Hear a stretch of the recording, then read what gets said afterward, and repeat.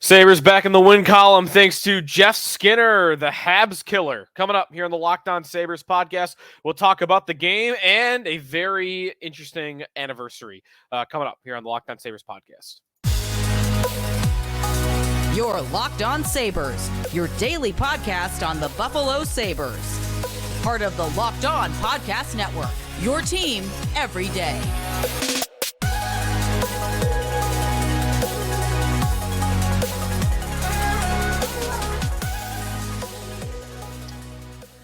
And thanks for making Locked On Sabres your first listen every day. We're free and available wherever you get your podcasts, including our YouTube channel. Be sure to check us out there. Part of the Locked On Podcast Network, your team every day. And today's episode is brought to you by FanDuel. Make every moment more. Right now, new customers get $150 in bonus bets with any $5 bet. That's $150 if your bet wins. Visit FanDuel.com/LockedOn to get started. 3-2, Sabres over the Canadiens. They get a win on the road. They are 6-1 now on the road in the calendar year of 2024. They're 4-7 at home. So we're right back to where we were last season, where the Sabres can play really well on the road and they can't really play all that well at home. Don't know what that is. There are, theories you can have about it. We've got an interesting anniversary, of course, and we also have a fun anniversary. 3 big hockey anniversaries today, including the Miracle on Ice, the Brawl game, and Pegula buying the Buffalo Sabres, all February 22nd. So I got a little bit to say on all those, and especially the Brawl, because it almost made me sad thinking about the Brawl this morning, playing the highlight back, hearing the crowd. But anyways, we'll get to that a little bit later on in today's show. Plus, stay tuned in the second segment because I've got some alarming stats of the day for you on the Tage Thompson, Jeff Skinner, and Alex Tuch line, and how many goals they scored as a line last year versus how many goals they've scored as a line this year. If you're a part of our Locked On Sabres text line, you already know that stat because I saw it and I jumped right in and I threw it right in there for you.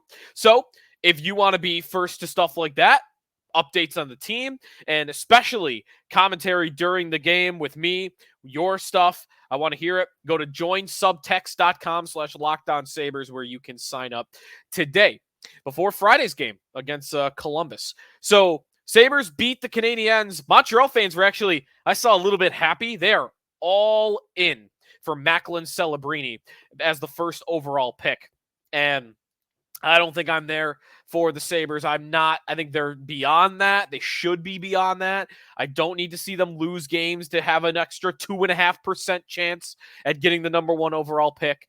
Last night, though, the reason Montreal fans were a little bit happy is Montreal went below the Sabres in the standings. So as it stands today, Montreal has the 7th best odds. The Sabres have the 8th best odds. That's a difference of 0.5%. And neither one of these teams are going to get any higher than the 5th best odds. And in the Sabres case, they're probably not going to get even into the top 6. So you're not looking at a good chance or much room to fall anyway. The only reason actually that it's now the top 5 maybe for the Sabres and the Canadiens, and before it was more the 6, Arizona's lost 11 games in a row, and they have thrust themselves back into the tank picture. But Sabres are still in the middle there, so they're not really in it. The game itself, so no surprise. How did I miss it on our parlay that you would have only heard about our text line? That was priority for them. I had Dylan Cousins as the anytime goal guy. I hit Sabres money line. I hit under 6.5. Cousins had 2 shots at an empty net and chose not to shoot it. He did draw a penalty on one of them, so he still got a benefit for the Sabres, but didn't cash on that. How did I miss on Jeff Skinner? Jeff Skinner now. Here's some stats for you on Skinner, who scored a goal in this game. It was the game-tying goal to make it 2-2 when he did in the middle of the second period. Skinner, who got caught as a defenseman, he was back skating, and that's not of all the players on the team that you might think is least able to make a play in that spot. It's a 3-on-2 Montreal's coming down, and Skinner is one of the defensemen. And he's the side that the puck's on. So Joel Armia, former Sabre prospect, what he tries to do is toe drag Skinner. And Skinner makes a great defensive play. One of the best defensive plays I've ever seen him make. He follows Armia to the middle. He makes the perfect play, stick out. He gets it off of Armia's stick, and it's back the other way for a 3-on-2 with Thompson, Cousins, and Skinner. Cousins gets the puck on the right wall. He rips a shot. The rebound comes out in front, right where Skinner's ready to gather it up, and he rips it past Samuel Montembeault, who was very strong on the night, but not on this play. Skinner puts it past him, his 18th of the season, and 16 goals in 17 games. Skinner against Montreal as a member of the Buffalo Sabres. That is pretty incredible, and it's historically good against this specific opponent. In fact, Skinner, he was already this before the game. He's the all-time leader for the Buffalo Sabres in points per game against Montreal. 1.76. This is a minimum of 5 games played, by the way. Skinner, first all-time, the most productive Sabre ever against Montreal per game. Pat LaFontaine is second. All-time goals for the Sabres against Montreal. Skinner now is in a tie for 5th place with 16 goals. But listen to how many fewer games he's played than the guys above him. Skinner, 16 goals in 17 games. Rick Martin above him at 21 goals in 39 games. Mike Foligno, 22 goals in 71 games. Gilbert Perreault, 23 goals in 83 games. Andrew Chuck, 39 goals in 79 games played. Skinner on pace if he were to play that many games against Montreal. Different formatting, different scheduling, so I don't really think he'll have the chance to play that many. But he would obliterate all of those if he had more games against Montreal. And maybe he still will. So a really strong game from him. Did he get a star of the night? Jeff Skinner did not. The Montreal media, man, they went with 2 Canadiens. I guess that's not that unfair because when you look at the game overall, Sabres didn't play that great. Kind of interesting, right? They've lost some games lately. In particular, you had the game against Anaheim on Monday where you piled up shots, you piled up chances, breakaways, odd man rushes, and you lost the hockey game. You found a way to lose that game. Here's one where Sabres did not play their best. Shot attempts in this game were 56 for Montreal at 5-on-5, 35 for Buffalo. Scoring chances were actually pretty even, 17 for Buffalo, 16 for Montreal. But on the overall, this game was handled by the Canadiens. They had the puck for a lot of the night. Now, it was an opposite type of game for the Sabres where they didn't generate a lot of chances, but when they did, it was around the net. They had a couple of breakaways. They, of course, scored on the one with Alex Tuch, but Turka got stopped on another and actually got back-checked on another. But Tuch scored his shorthanded. So they had quality chances in this one that ended up matching Montreal. But I don't have too big a problem, I guess, with Montreal having 2 of the 3 stars because I did think they were the better team on the night. But the benefit of having solid goaltending this year for the Sabres is you win games like that. Ukko-Pekka Luukkonen, awesome. He was very strong, 29 saves on 31 shots, a couple of different quality scoring chances Montreal had, even down the stretch. Jake Evans had one in the third period where I thought for sure it was either going to find its way to the back of the net or it was going to be a juicy rebound out in front. But Luukkonen shot out on top of his crease, made the save, did not allow a rebound. There was another one in the third period, shot from the point by Montreal. It's deflected right in front. The puck bounces, and Luukkonen, who was sliding to his right, reaches back across and flashes the glove. No rebound there either. Luukkonen was really good in this game. Bounced back immediately after his worst game of the season against Anaheim on Monday. It's fair to say, right? 15 shots a goal. He allowed 4. This was a really good bounce back for Luukkonen to keep hold of the net going forward. Other things that we saw in this game, Cal Clegg played over Ryan Johnson. He only played 11 minutes. I didn't see anything impressive. In fact, the first Montreal goal of the game by Arbor Shekev, always mispronounce that, Wi-Fi guy, who was running around, by the way. Giant hits on everybody. The Sabres responded fine, I think. They didn't go after him, but when Michael Matheson hits Zach Benson from behind, you got the retaliation by Jordan Greenway. Good on him. You got to defend the 18-year-old there. But anyways, back to the first goal by Shekev of Montreal. That is a play where Clegg is allowing the puck to get by him because he's only got one hand on the stick. He's not focused. That's just a focus play. If he's got two hands and is hard on his stick, then that scoring chance never occurs and Montreal never takes a 1-0 lead. It would have been out of the zone. So one bad moment by Clegg. I didn't really notice him. Otherwise, I would get Ryan Johnson right back in there in the lineup on Friday against Columbus.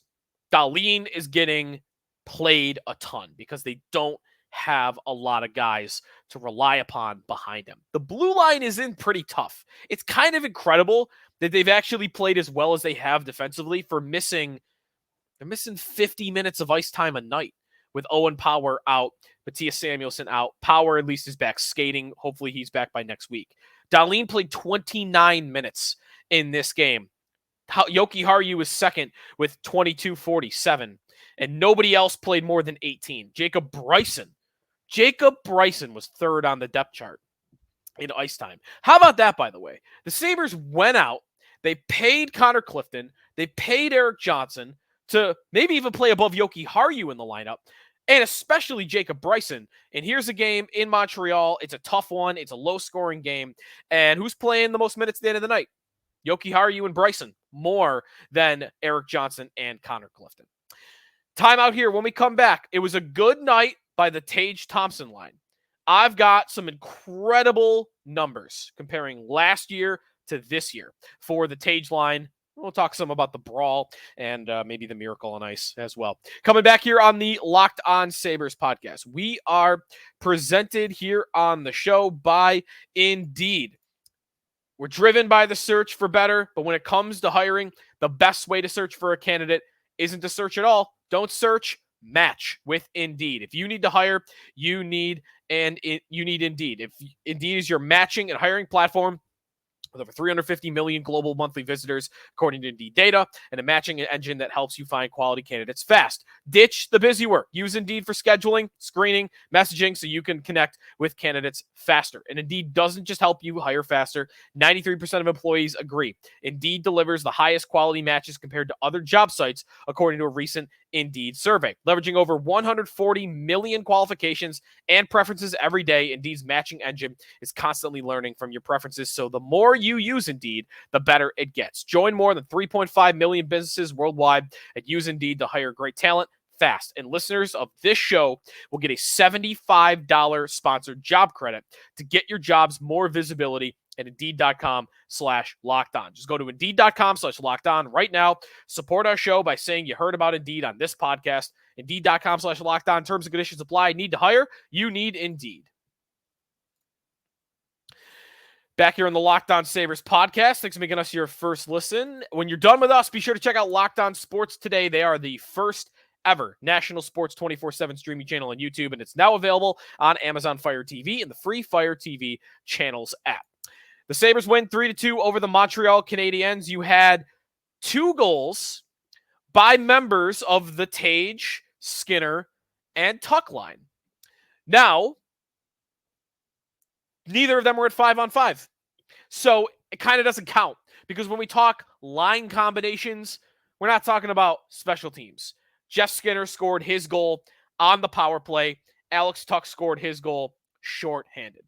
So we were talking about those guys on the morning show at WGR, me and Jeremy White, on Thursday morning.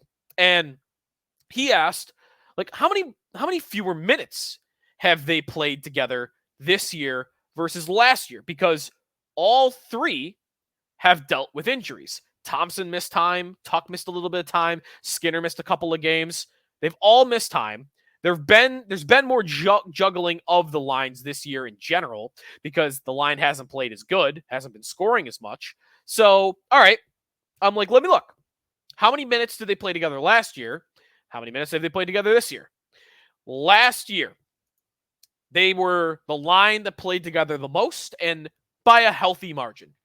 That line, Thompson, Tuch, Skinner, at 5-on-5, played 579 minutes together last year. 579 minutes of total ice time was spent with those three all on the ice at the same time.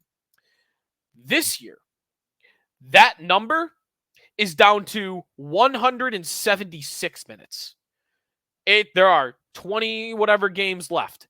That number will grow and might even get to like 300 minutes together, but it's going to be about half of what it was last year. About half the minutes spent together last year versus this year. Again, bunch of reasons, more juggling of the lines, injuries to all three of them. But what is most alarming is not just that they're playing less together. It's how much less they're scoring together. Last year, those three together as a line, when they were on the ice, the Sabres scored 42 goals at 5-on-5, 42 goals. This season, when those three are on the ice together, the Sabres have scored 7 goals. 7 versus 42 last year. Maybe that number gets to 10, 11, 12. It's going to be about a fourth of what it was last season. And you could pile up the reasons, you could pile up the ways to frame the disappointment that this season has been. One thing you could say is if I took a time machine, went back to August and did this show and told you, hey, this season, when that line's on the ice, they're going to score 7 goals this year. Nobody would have believed they would have made the playoffs. I'm not saying it's the sole reason. It's a big reason, though, that those three have regressed. Not just individually, but as a line. Don Granato talked about it last week, that those three are still trying to find their chemistry right now. I hope so, because they've played together a lot, and I don't know how much more time you need to figure out chemistry than three guys that have the type of experience playing together that those three have. It's got to be better. It's got to be better. In fact, one of the most incredible things about this Sabre season, last year, by far, that Tage, Skinner, Thompson line scored the most goals for the Sabres at 5-on-5. That line had more than double anybody else. This season, the line that has scored the most goals with the Sabres, the line that's been out there for the most goals is Dylan Cousins, JJ Peterka, and Jack Quinn. A line, the number one line on the Sabres season in terms of the volume of goals, not even just per 60 minutes, not per game, nothing. Total. It's a line that has Jack Quinn on it. It's only 10. That's pretty embarrassing.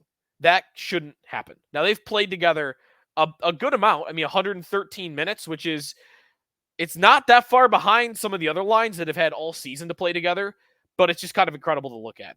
A Jack Quinn line is number one on the team this year, and the guy barely played. But him, Cousins, and Peterka, of course, were really strong together. Now, one thing I should say in defense of Skinner and Tuch and Thompson is while the goals are not going in, some of the advanced numbers show that it's actually not that bad. In fact, some of the advanced numbers are even better this year. I'm not going to be the one to sit here and tell you that should be taken literally, that they've been better this year, because of course they have not. But last year, expected goals for percentage for that line was 51.0%.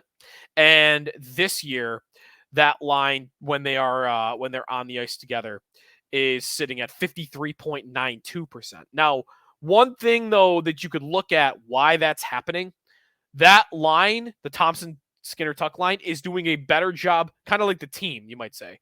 They're doing a better job of limiting the opponent's chances, but they're not gaining as many as they did last year. In fact, last year, man, they were wild. They were one of the wildest lines in hockey for the most chances in the league and also like the most chances given up. Like they were a high event line last year. They really led the charge on the team with that style of hockey. And this year they're much more towards the middle, I would say. They're not low event hockey, but they're not high event like they used to be. So that line's got to figure it out because they need that line to be their best scoring line. Let's say it, especially when Jack Quinn's hurt. They need Thompson and Skinner to be strong for them, while the rest of the young guys figure it out. That's the veteran line. That line's not young. That's the thing, right? Like Cousins gets a little bit of a pass because of how young he is, and same with Peterka. Peterka's been good anyway. Nobody needs to give him a pass in the first place. And Quinn, of course, has been injured, but same thing. He's very young also. Benson you give a pass to because of the age. There's a lot of guys like that. That line doesn't get a pass. What's the average age of that line? Alex Tuch's 27, Tage Thompson's 26, and Jeff Skinner is 31. That's a veteran line that has had the trouble they've had this year. So they got to figure it out, or Don Granato might break it up forever. Time out here when we come back. The anniversary of the Brawl game. We'll talk about it next here on the Locked On Sabres podcast. We are presented by FanDuel Sportsbook. Get buckets with your first bet on FanDuel, America's #1 sportsbook, because right now, new customers get $150 in bonus bets with any winning $5 bet. That's $150 if your bet wins. Bet on all your favorite NBA players with teams, with quick bets, live same-game parlays, exclusive props. I love the futures market, and plenty more. Just visit FanDuel.com/lockedon and shoot your shot. FanDuel, official sportsbook partner of the NBA.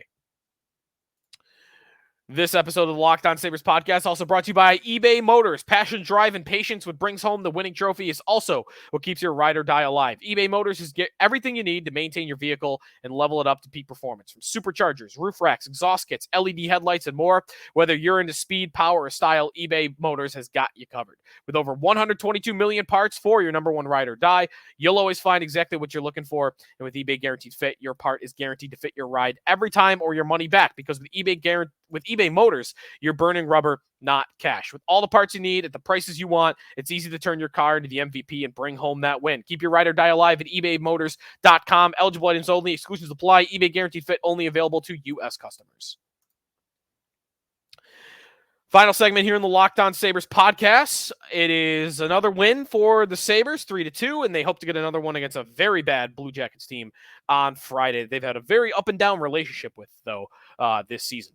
So, what is this anniversary? It's many things. It's the Miracle on Ice, 44th anniversary for that.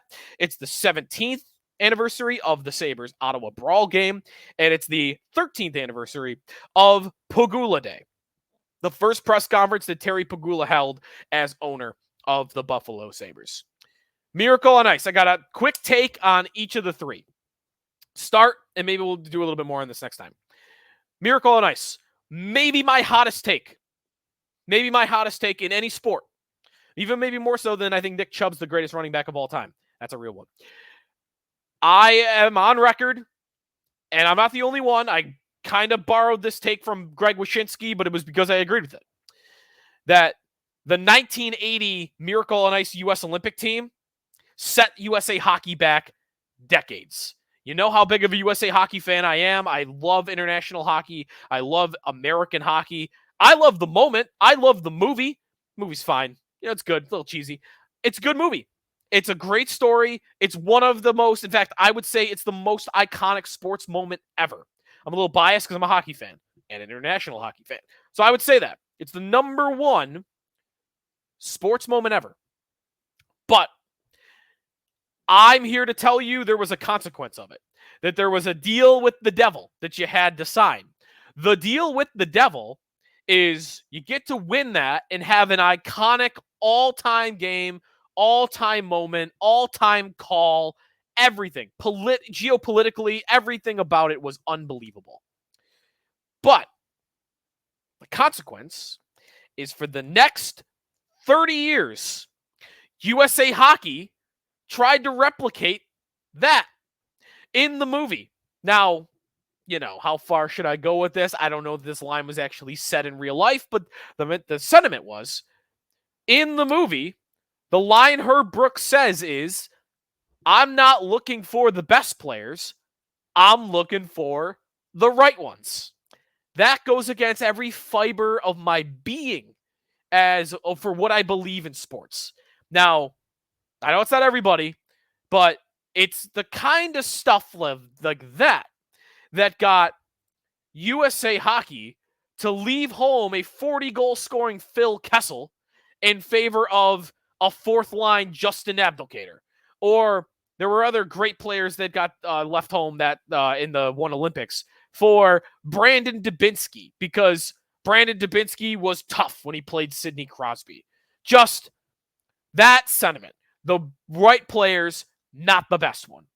And I really think they kind of developed their hockey players that way for a long time. Go back and look at the American hockey players of the past. They're all kind of built like that, aren't they?